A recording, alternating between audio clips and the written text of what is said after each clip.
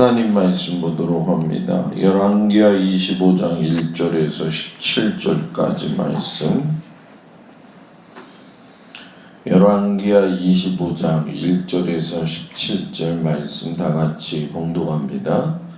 시드기야 제9년 열째 달 10일에 바벨론의 왕 느부갓네살이 그의 모든 군대를 거느리고 예루살렘을 치러 올라와서 그 성에 대하여 진을 치고 주위에 토성을 쌓으매 그 성이 시드기야 왕 제11년까지 포위되었더라. 그의 넷째 달 9일에 성중에 기근이 심하여 그 땅 백성의 양식이 떨어졌더라.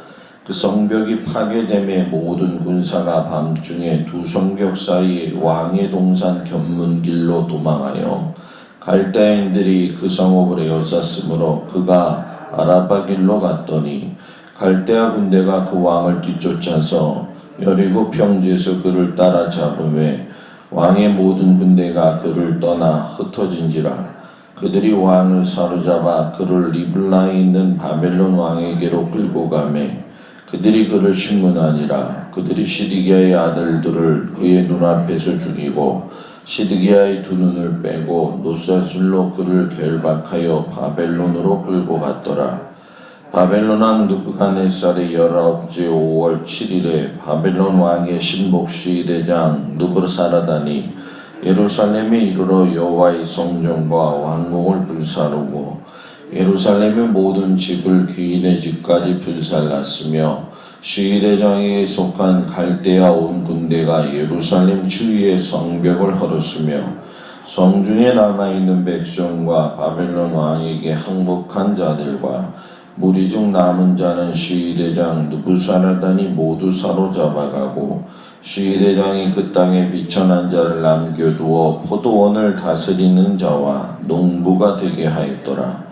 갈대아 사람이 또 여호와의 성전의 두 녹기둥과 받침들과 여호와의 성전의 녹바다를 깨뜨려 그 놋을 바벨론으로 가져가고 또 가마들과 부삽들과 부집개들과 숟가락들과 섬길 때에 쓰는 모든 녹그릇을 다 가져갔으며 시대장이 또 부름기는 그릇들과 주발들 곧 금으로 만든 것이나 은으로 만든 것이나 모두 가져갔으며 또 솔로몬이 여호와의 성전을 위하여 만든 두 기둥과 한바다와 받침들을 가져갔는데 이 모든 기구의 논무게를 헤아릴 수 없었으니 그 한 기둥은 높이가 18규빗이요 그 꼭대기에 논머리가 있어 높이가 3규빗이요 그 머리에 돌린 그물과 석류가 다 놋이라.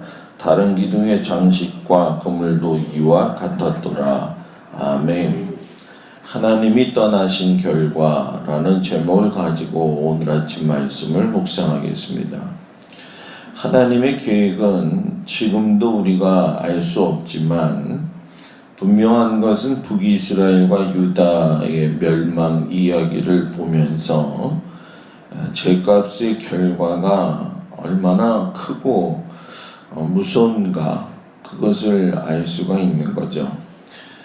하나님의 백성이 하나님을 두려워하는 이유는 딱 한 가지입니다. 그것은 하나님의 말씀대로 살지 않았을 때 두려워하는 것이지 하나님 말씀 안에서 정상적인 믿음의 생활을 하고 또 주님 뜻 안에 살려고 노력하면은 언제든지 그 마음속에 평안과 기쁨이 있다라고 하는 거예요.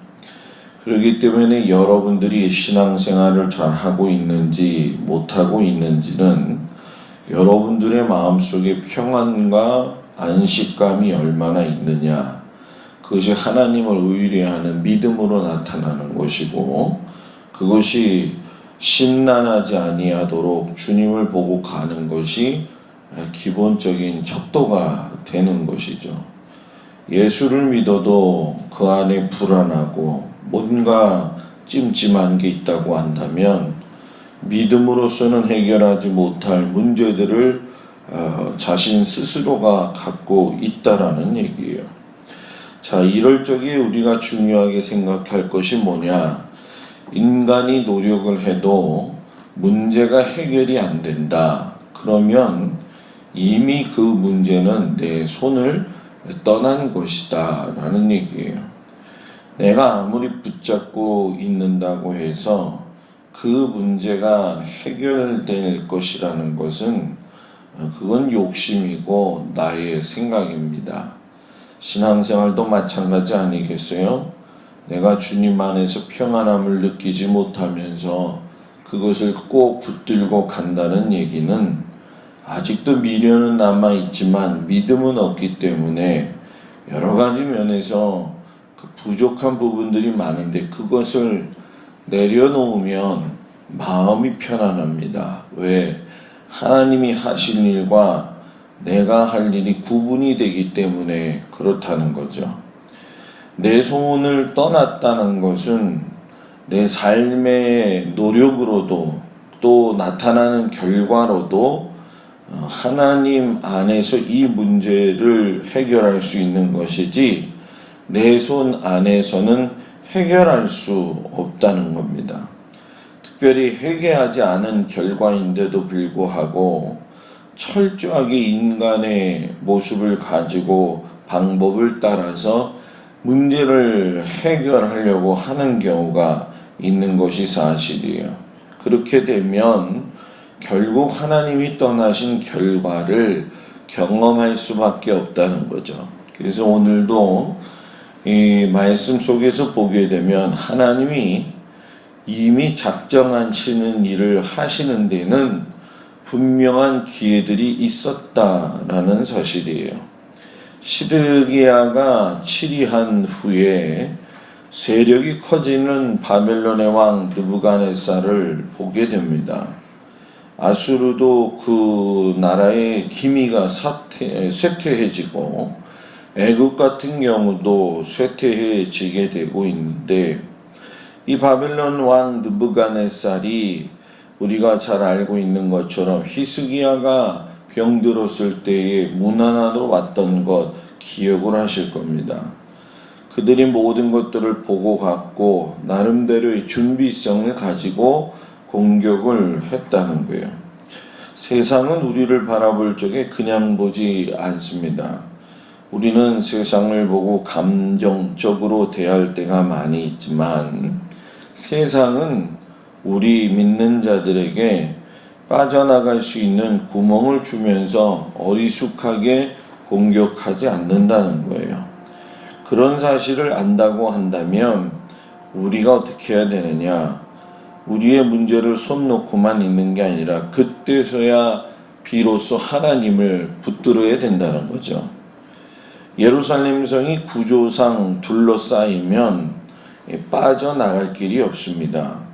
예루살렘 성은 이스라엘 중에서도 고도가 한 950m 사이로 해서 제일 높은 지역이 됩니다. 그래서 여리고로 내려갔다, 엠마오로 내려갔다, 사해로 내려갔다 이런 이야기들이 나오는 것이 예루살렘의 구조상 가장 높기 때문에 내려갔다 이런 단어를 쓰는 거죠. 자, 이 예루살렘 성이 맨 위에 있다고 한다면 당연히 소출을 얻을 수 있는 기회가 없다라는 거죠. 이런 예루살렘을 18개월 동안 포위하고 있는 느부갓네살을 생각할 적에 얼마나 많은 그 무서움과 비참함과 겁과 두려움과 공포가 있었겠냐는 거예요. 그 성경에 보면 먹는 것은 고사하고 기근이 닥쳤다라고 이야기를 합니다. 기근 속에 그냥 다들 죽어버리면은 아무런 그 기근의 느낌이 없지만 밖에서는 기다리고 안에서는 기근이고 먹을 건 없고 죽기를 기다려야 되는 사람들의 마음을 여러분 한번 생각해 보세요. 이때 이제 백성을 지키고 성읍을 지켜야 할 이 시드기야 왕이 군사들과 함께 도망을 가다가 여리고에서 붙잡혀서 이제 죽게 되는 모습을 우리가 보게 되는데 그 죽는 과정이 차라리 한꺼번에 확 나오면 좋지만 백성들을 놔둔 채 자기들만 살겠다고 떠난 이들에게 하나님이 형벌을 아주 가혹하게 내리시죠. 자, 이 얘기는 뭐냐? 신앙생활이라든가 우리가 믿음의 삶을 할 적에 성도들과 또는 목사와 또는 교회와 교회가 하나님이 주신 협력과 하나님이 주신 연합 안에서 살지 않게 될 때에는 힘이 없다라는 얘기예요. 교회가 성도들이 목사와 함께 응집되어져서 가도 세상을 이길까 말까 한데 이렇게 이 시드기야처럼 무책임한 행동을 하는 이런 자들을 보면서 얼마나 기가 막힙니까? 결국 시드기야의 자녀들을 아버지 앞에서 뭐예요? 죽여버리는 모습을 보게 된다는 거예요. 아버지 시드기야가 잘못했는데 죽음은 아버지 앞에서 자녀들이 죽었다는 겁니다. 그리고 자신의 눈도 뽑혀지고 말았다는 거예요. 단순한 이야기가 아니라 지도자가 자녀들을 버리고 백성들을 버리면 백성들이 죽는다는 것이고 결국 자신도 그것을 볼 수 없는 영적 소경으로서의 삶을 살 수밖에 없다는 겁니다. 비참한 인생으로 전락한 것도 사실이지만 결국 이 모든 일의 결과는 하나님의 법대로 살지 않은 결과라는 거예요. 무엇이 그토록 이들을 멍청할 정도로 담대하게 도망치게 했을까? 자기만 살겠다는 이기심이었다는 거예요. 하나님이 떠나시면 내가 아무리 노력해도 해결되지 않습니다. 주님을 의지하고 주님 앞에 문제를 내어놓고 주님 앞에 매달릴 수 있는 그런 여러분들이 되기를 주의 이름으로 축복합니다. 그리고 또한 하나님의 성전이 나를 존재케 하는 것이 아니다 라고 하는 것을 여러분들이 빨리 깨달아야 됩니다. 자, 이 얘기가 무슨 얘기냐? 이스라엘 백성들이 자신들의 안위와 영광을 어디에서 찾았느냐? 하나님의 성전에서 찾았습니다. 솔로몬 시대에 세워진 그 성전이 그래도 하나님이 함께 하시는 성전이라고 생각했고 하나님이 우리와 동행하신다라고 생각을 했기 때문에 하나님의 성전이 세워져 있으면 다 해결될 것 같은 마음이 들었다라는 얘기죠. 그러나 우리가 잘 알다시피 사사시대 때 엘리 제사장의 두 아들이 홈니와 비엔나스가 법궤만 가지고 가면 전쟁에서 승리할 줄 알았지만은 비참하게 죽음 당한 걸 우리가 아마 기억을 할 겁니다.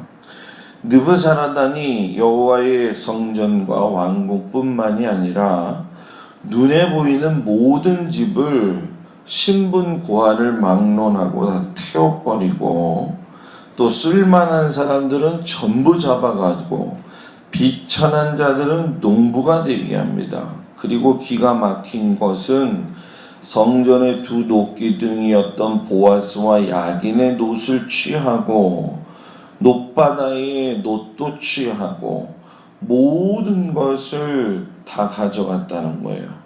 하나님의 성전이 존재하는 것만으로도 우리가 살 수 있다라고 하는 희망이 있었는데 그것마저도 여러분 뭐예요? 다 없어졌다는 거죠.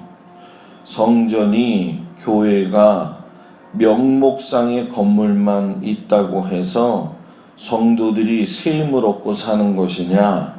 아니라는 거예요. 착각하면 안 되는 겁니다. 신앙은 하나님에게서 나오는 것이지 교회의 건물이나 교회의 목사에게서 나오는 것이 아니고 일부 사람들에게 기댄다고 해서 될 문제가 아니라는 얘기입니다. 비록 어렵고 힘들지라도 하나님 앞에서 믿음으로 살려고 지키고 노력한다고 한다면 하나님이 이렇게까지 비참하게 내려가지는 않게 하신다는 거예요. 두높기둥, 높바닥, 가마들, 부삽들, 부집개, 숟가락, 불 옮기는 그릇 다 번제단에 사용했었던 기구들입니다. 하나도 남지 않았다는 거예요. 의미를 두되 보이는 것에 의미를 두지 말고 보이지 않는 하나님을 의지함으로 말미암아 하나님이 나를 떠나지 아니하시도록, 하나님이 우리 교회를 떠나지 아니하시고 여러분들의 가정을 떠나지 아니하시도록 붙잡고 늘어질 수 있는 믿음의 삶을 살기를 주의 이름으로 축복합니다.